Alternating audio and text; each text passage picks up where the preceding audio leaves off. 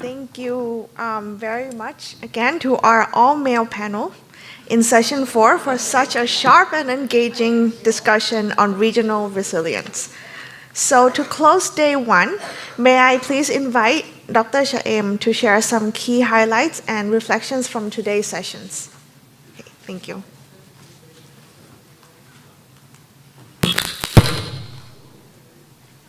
Thank you. Thanks everyone for staying with us until the end of the day. Today we have done 4 sessions, which is more than half of what we are looking forward to do for this conference.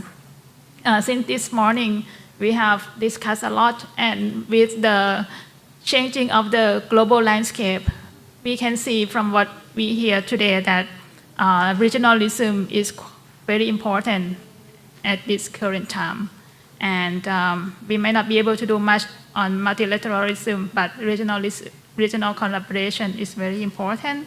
So this morning, we heard from the first session with the keynote address by Dr. Mark that he highlighted the new world order that has been influenced by geopolitics and also geoeconomic competition, and also the changing landscape in both trade and health. So if we are going to develop the new model to replace what he called the flying geese development model, that new model needs to be designed to ensure that it's resilient to a dynamic and changing landscape.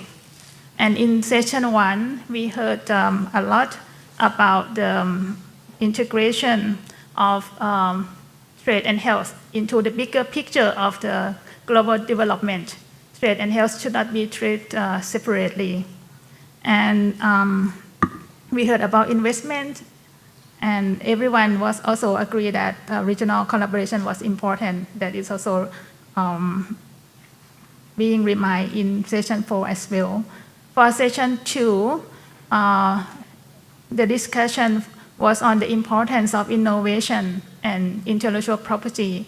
And we could see that the IP or intellectual property is the enabling factor for supporting or creating the new health tool. And the speaker also mentioned about purchasing power from the government can be a driver to the health innovation or local innovation of the health products.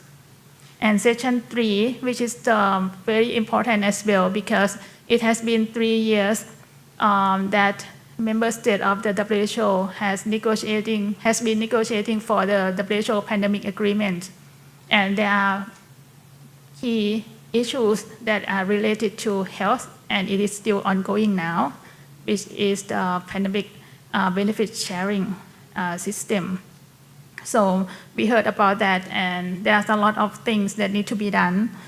And we are lucky to have the representative from Malaysia, which is Malaysia is the chair of ASEAN for this year, and Malaysia has been very active in the negotiation in Geneva. So we heard the perspective from Malaysia regarding the implementation of the pandemic agreement. And session 4, which I just finished, I don't need to repeat, but we are so lucky to hear the perspective from 2 regions. And as I said, regional collaboration, regional perspective is very important. Apart from that, I would like to mention that apart from trade in goods, apart from IP, trade in services, digital trade are also very important as well.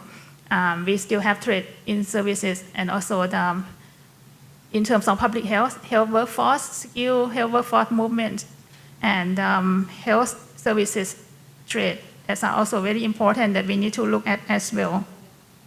So tomorrow, we are going to bring the conclusion, the summary, the key points and key research questions from today to discuss in session 5.